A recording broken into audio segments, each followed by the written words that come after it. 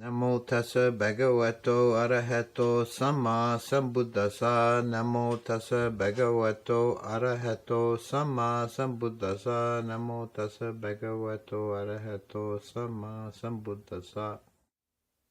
In this presentation, I want to talk about Buddhism in Thailand. It's a big topic, but it's quite interesting.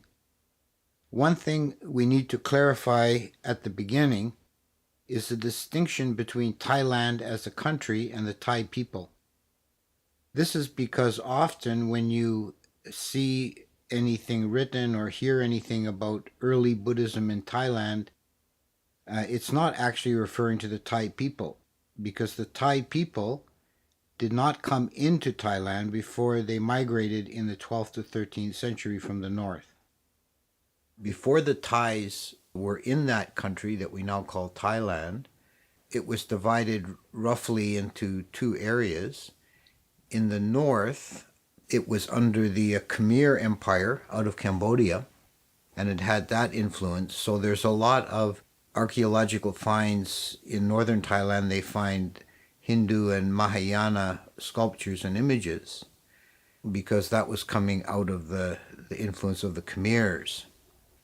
In the south was a country called Tarati, which was a Mon civilization, and they were more Theravada, although curiously, based on the art styles, they seem to have been followers of the Amaravati branch of Sri Lankan Buddhism. In the lecture on Sri Lankan Buddhism, we saw that there were two rival schools, the Mahavihara and Amaravati. Although they were both Theravada, the Amaravati school was very unorthodox, and over time they drifted into Mahayana ways of thinking. So none of Thailand before the Thais came in was what we would call mainline Theravada.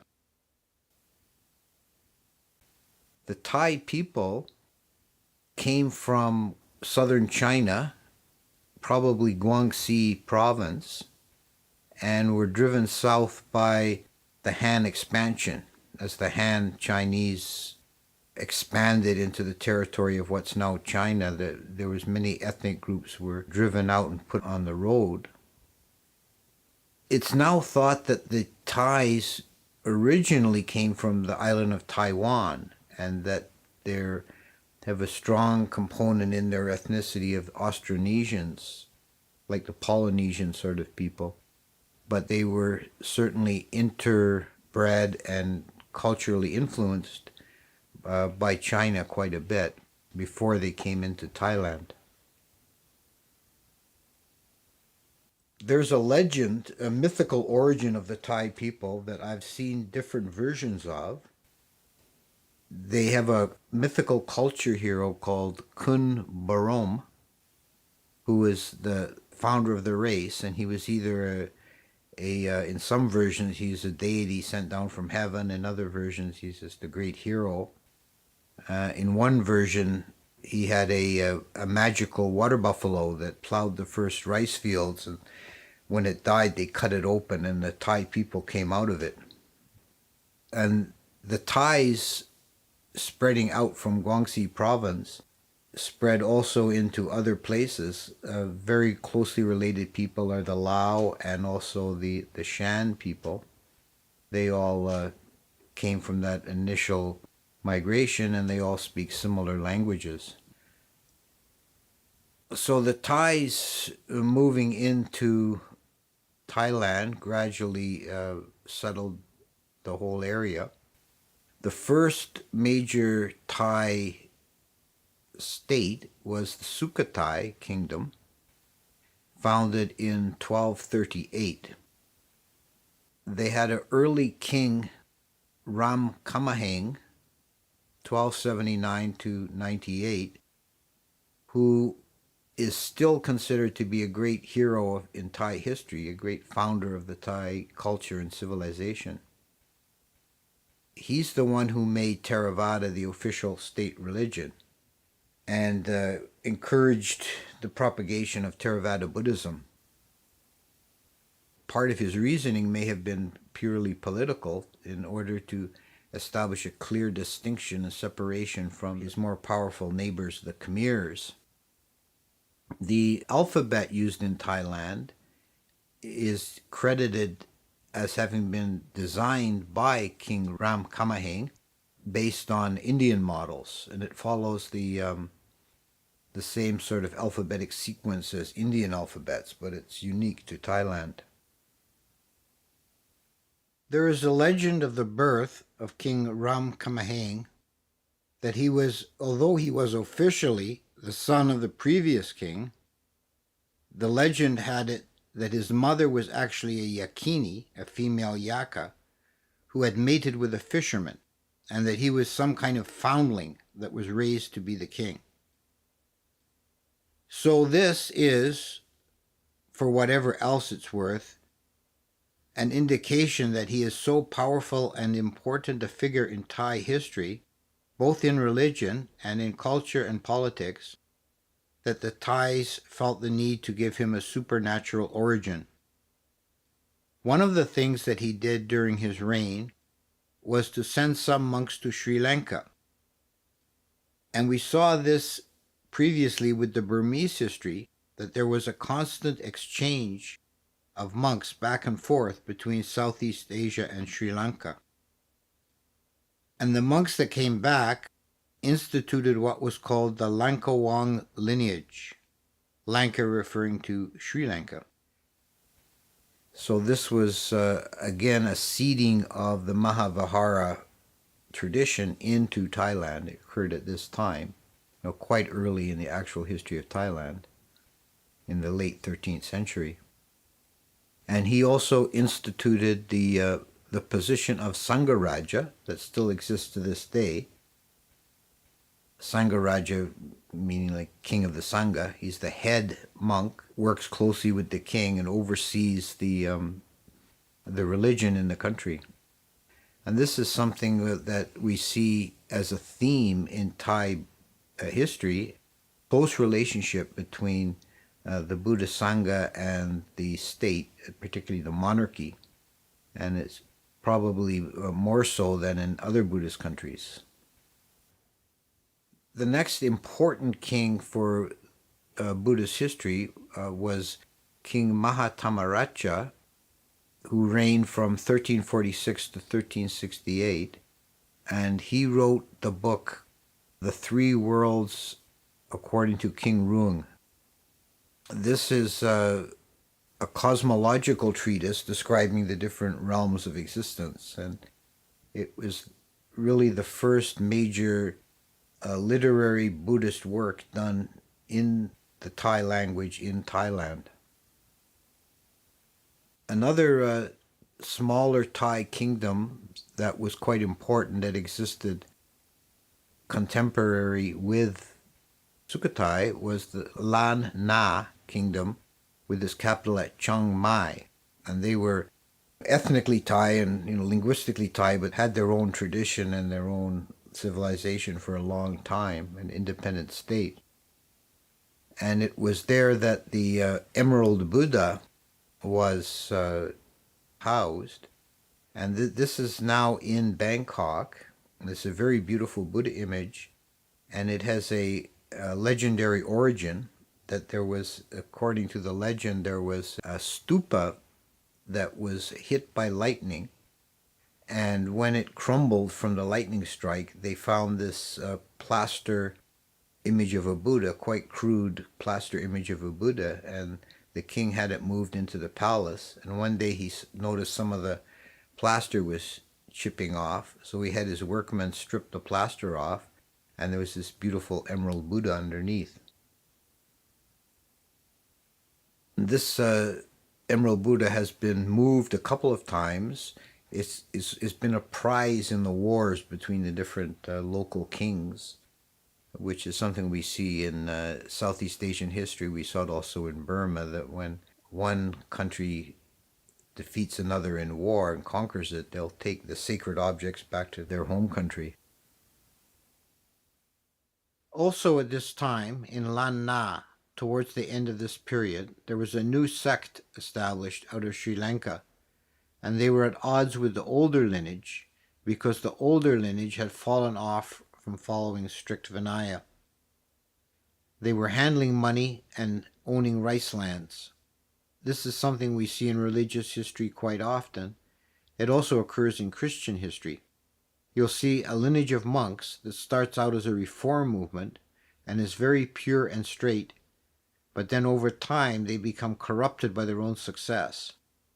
They gain wealth and power and they kind of slide. And then you get newer forms coming up, starting the cycle again. So the Sukhothai period ended in 1351 when they were conquered by the Ayutthaya kingdom to the south, which was another Thai kingdom, and it was the most important Thai state from 1351 to 1767, Ayutthaya. And Ayutthaya, by the early 1700s, was such a big city that historians think it may have been the largest city in the world at the time, with up to 1 million population.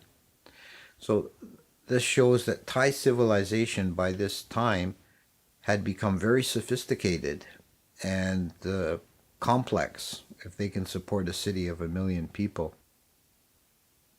One of their early kings, Utong, who reigned from 1351 to 1369, he again followed the Sukhothai model and established Theravada as the official religion.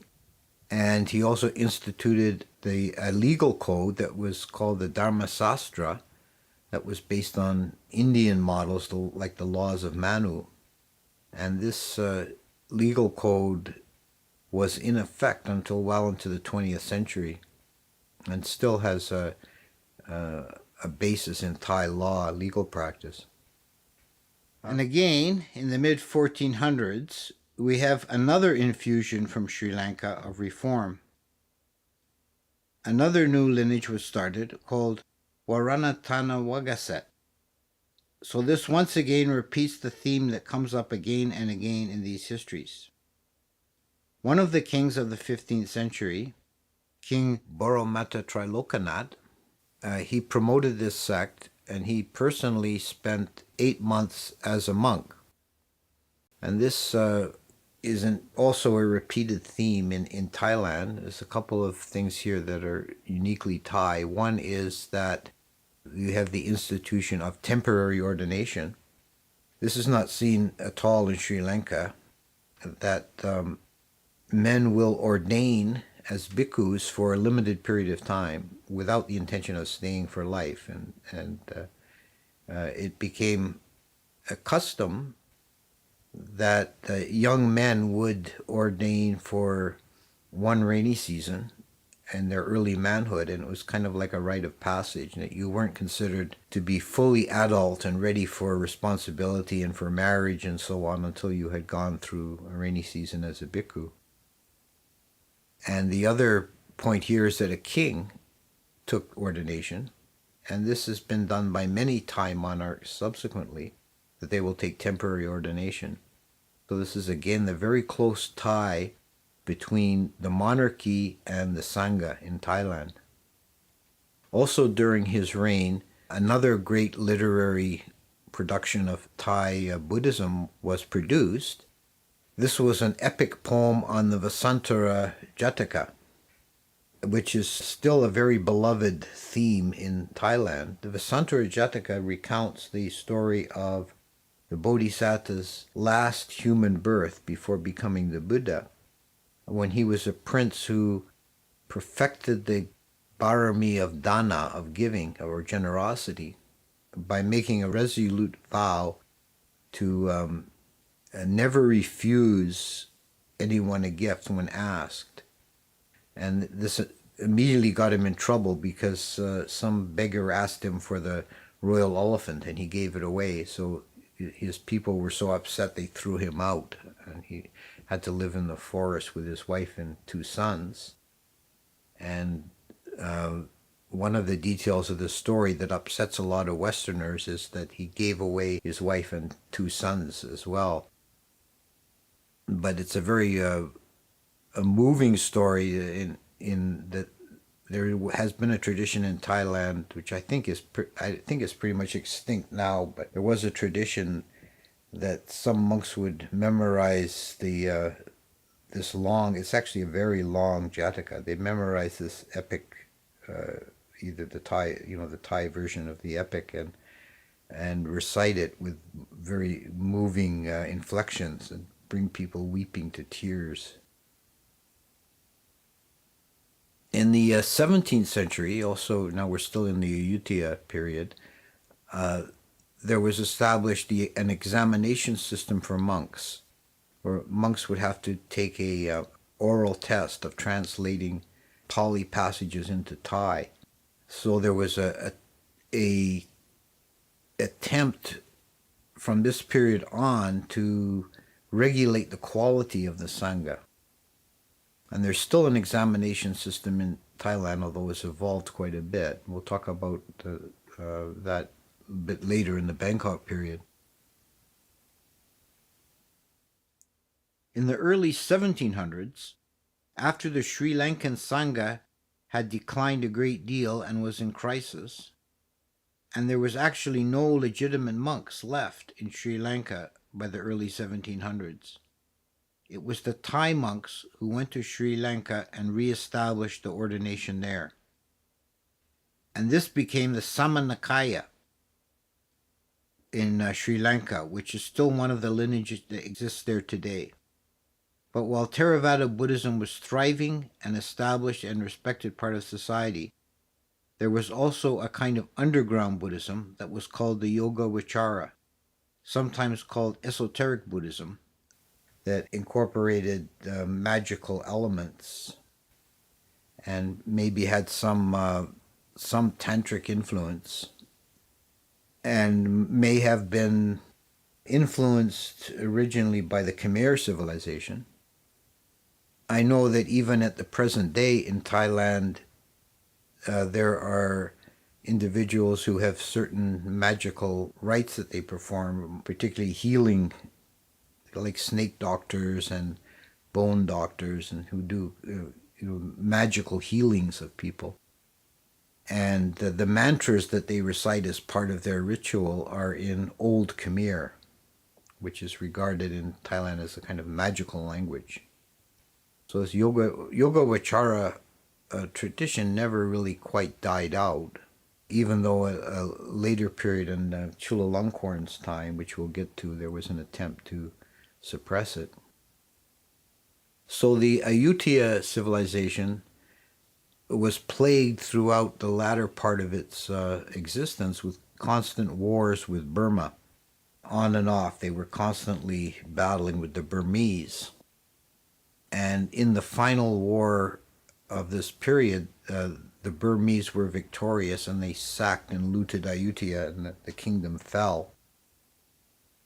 One of the traditions that came out of these wars was the reason why Thai monks shaved their eyebrows, because at one point the king of Thailand was told that the Burmese had infiltrated the country with spies who were dressed as bhikkhus and were wandering up and down the roads to make maps and study military positions and so on. And so he came up with a plan how they were going to catch all these Burmese spies.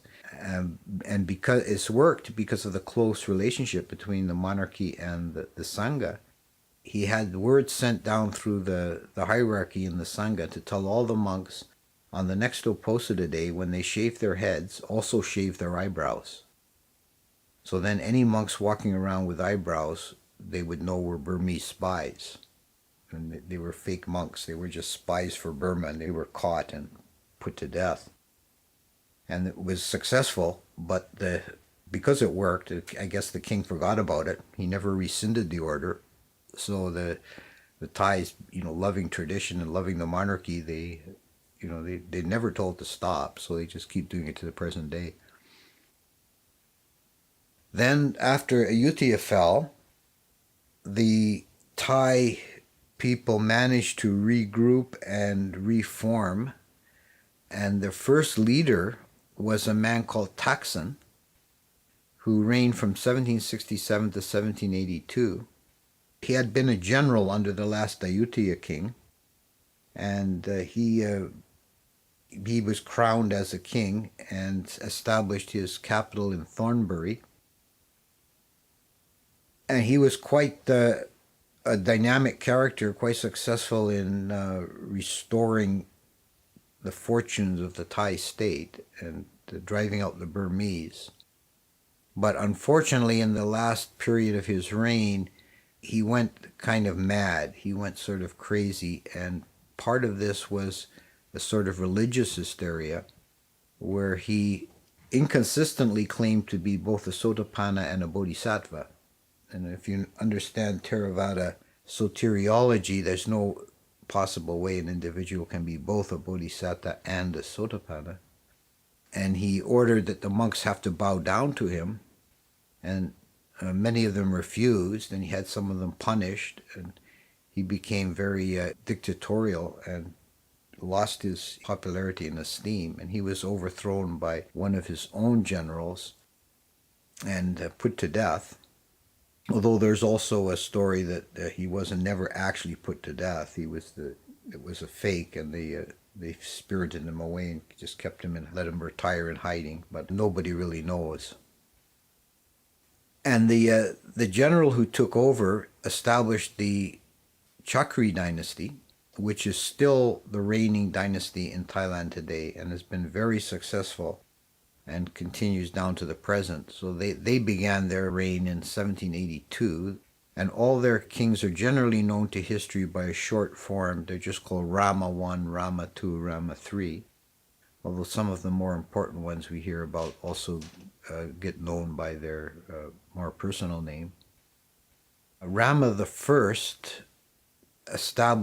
reestablished the position of Sangharaja, and he had the Pali Canon translated into Thai for the first time. At the end of the 18th century is the first time the Pali Canon was translated from Pali into Thai. He also reinstituted and modernized the examination system for monks. Many of his reforms were like this, and tightening up the state regulation of the Sangha. Another of his institutions that still exists to the present was that every monk has to be issued a ID card, a passport, a monk's passport kind of thing too. And here's an example. This is my Thai passport. It's called a Baisuti. It's my Thai monk's passport, and it certifies that I'm a bona fide bhikkhu ordained in Thailand. Every monk had to be associated with a monastery. There was not allowed to be free-range monks that weren't part of the hierarchical monastic system. And he assumed, as part of these reforms, he assumed the right of the state or the monarchy to forcibly disrobe disreputable monks. And 128 monks, which is not a huge number for a country with that many bhikkhus, 128 monks were disrobed during his reign by the order of the state for not living according to Vinaya. The next king, Rama II, 1809 to 1824, refined the examination system, and his basic system is, with some modifications, still in use today. There are 9 grades, and monks get different titles for passing different grades. It's considered to be something that a diligent bhikkhu will try to get some standing in this examination system, though I think very few monks make it to the 9th grade. He was also concerned that the British ruling in Sri Lanka would undermine Buddhism, and he again sent yet another mission of bhikkhus to Sri Lanka to help them to preserve the Dhamma there. And the next king, Rama III, 1824 to 1851, was mostly known for building temples. There was a great deal of building activity of religious buildings in his reign. Then we come to Rama IV, who is also known as King Mongkut, a very important figure in Thai history and particularly in relation to Buddhism. He reigned from 1851 to 1868. Before he became king, he was a bhikkhu himself for 27 years, and he never expected to become the king. It was supposed to go to his elder brother, who died and unexpectedly, and they asked Mongkut to take the throne, and he agreed. Even before he became king, well, with his connections to the royal family, he of course had some influence and power. He founded the Dhammayutaka sect, whose head monastery is Wat Baranawat in Bangkok.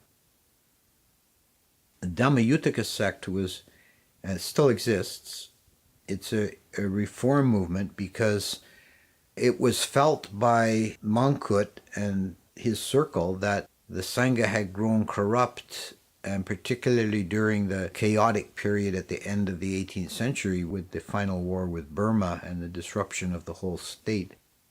They were afraid that the ordination lineages had been broken and corrupted. For a bhikkhu to be properly ordained, according to Vinaya, he must be ordained by 5 bhikkhus outside the middle country. And all those bhikkhus must be themselves properly ordained. If any one of them is an improper or illegal bhikkhu, then the ordination is invalid. So it was felt by some at the time that the ordination tradition had been broken during the period of chaos of the Burmese wars, and that you could not trust that any of the bhikkhus were legitimately ordained in the transmission. So King Mongkut and some of the purists around him investigated and decided that there was a group of Mon bhikkhus that had maintained a pure lineage. And they started a movement to reordain monks under this new tradition, or this old rediscovered tradition.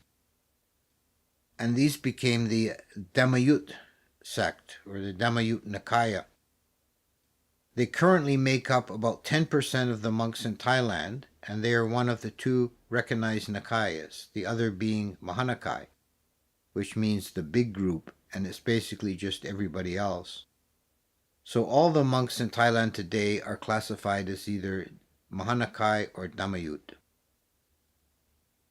I heard a story about the founding of the Dhammayut sect, that they were so particular about ordination procedure that they, or at least some of them, held that if even one syllable was chanted wrongly in the ordination chanting, then the ordination was invalid.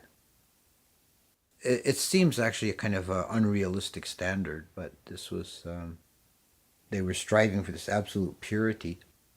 And one of their early people reordained 9 times, because every time after his ordination he found there was some niggling, picky little thing, either in the chanting or the sima or some other aspects of the ceremony that wasn't quite right. So the Dhammayutaka sect are important in that they are they have a tradition of holding Vinaya properly, and they're usually associated and supported by the upper crust in Thailand, like the monarchy and the nobility. King Mongkut, by the way, is the monarch who has been lampooned in the West with the play and the movie The King and I. That's supposed to be King Mongkut, and it's completely wrong portrait of King Mongkut. And that movie is actually banned in Thailand because it's so insulting to Mongkut.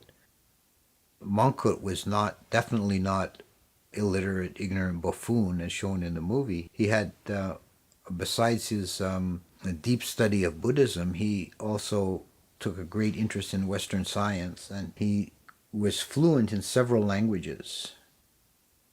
both Oriental languages and Western languages. So King Mongkut is still very much a beloved figure in Thailand. The next king was King Rama V, Chulalongkorn. He was also very important for Buddhism. He reigned from 1868 to 1910, so the end of the 19th century, beginning of the 20th. And it was during his reign that the Sangha Act was passed, which regulated the affairs of the Sangha. And although the act has been amended many times and fiddled with, it's still the basis for the state organization of the Sangha hierarchy in Thailand.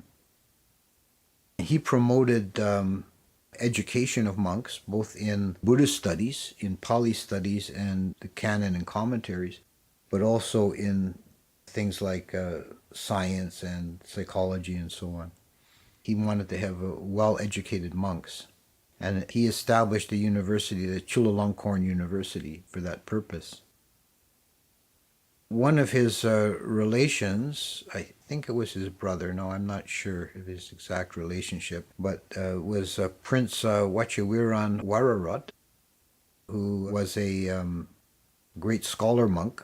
He ordained and was a very influential person in the Sangha. He wrote the book Entrance to Vinaya that's still used as a basic textbook on Vinaya in Thailand today.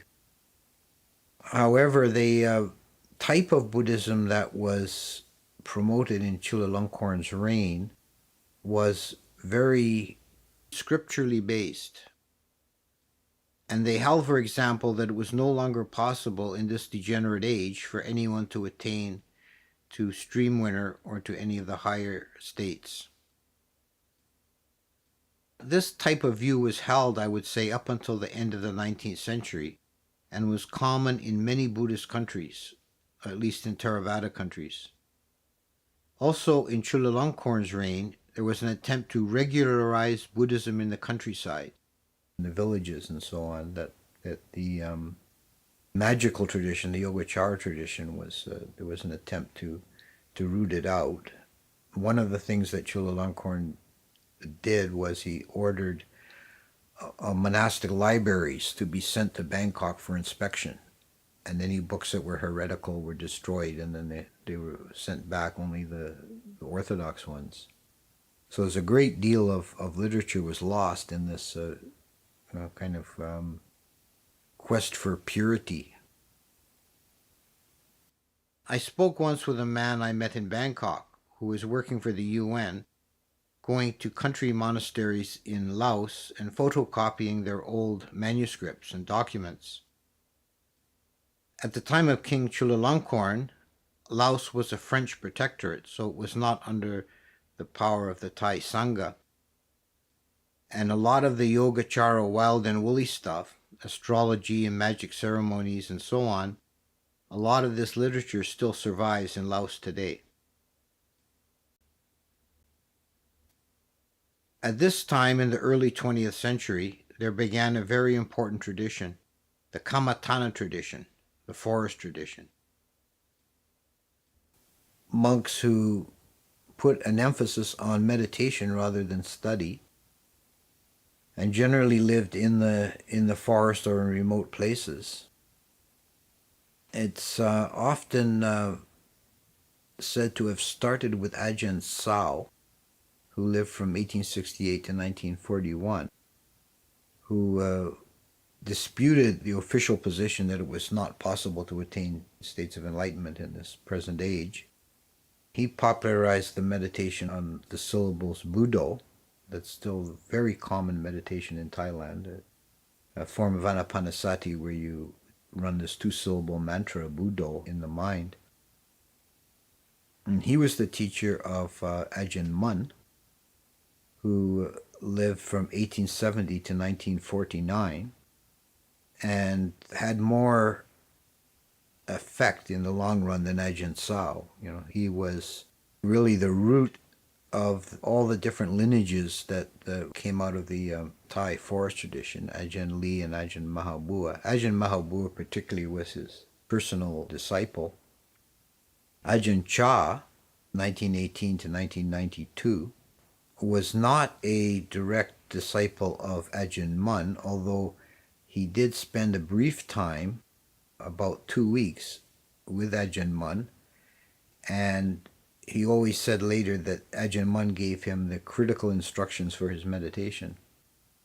Probably the reason Ajahn Chah did not spend more time with Ajahn Mun was the problem of the lineages. Ajahn Mun's Dhammayut and Ajahn Chah's Mahanakai. So that would make sense. This is not explicitly stated because it probably was just politeness not to bring it up, but probably the reason that his visit was only 2 weeks or less than 2 weeks was to get out of the monastery before the Patimokkha ceremony, which would have been a problem in Vinaya if having different lineages together. And it's Ajahn Chah, who of all the Thai monks has had the most global influence. Ajahn Chah monasteries are now all over the world. So Thai Buddhism has spread through that branch.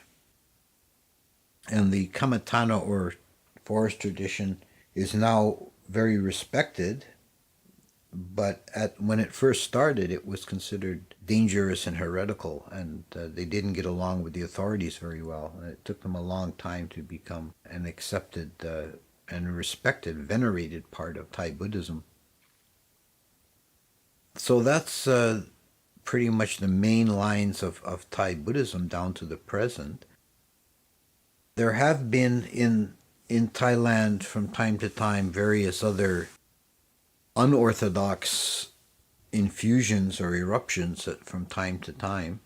I already mentioned the Yoga-Vichara tradition, and one incident that may have been associated with those people was a very disruptive incident in the early 1900s called the Holy Man's Rebellion that caused a great deal of unrest in both northeast Thailand, in Ubon, and also in Laos, which basically they speak the same dialect. They're very culturally close. When some kind of ascetics or holy men originating in Laos began spreading an apocalyptic idea, the world was coming to an end and people had to rise up and throw off the evil authorities and take over. And this actually caused a great deal of damage. It took a long time to put these rebellions down, and some of their ideas were quite mad. At one point, they told people that all the water buffaloes were going to turn into yakas and eat people. So the people started killing the water buffaloes, and this really disrupted the economy for a long time. Because for a rice farmer, a water buffalo is his major capital investment.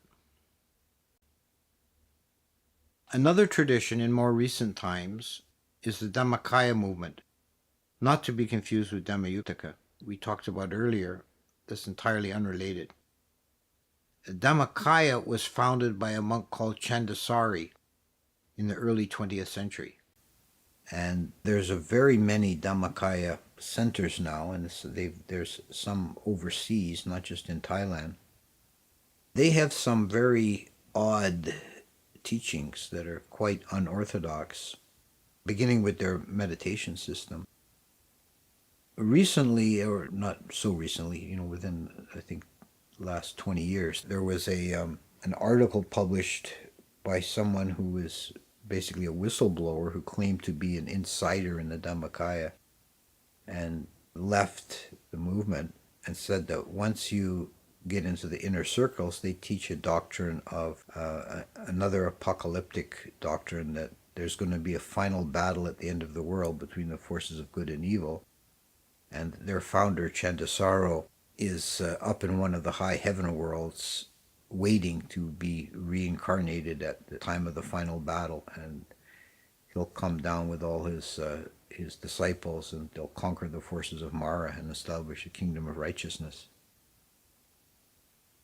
So this is very un-Buddhist, certainly un-Theravada. It's a very odd kind of way of thinking in a Buddhist context.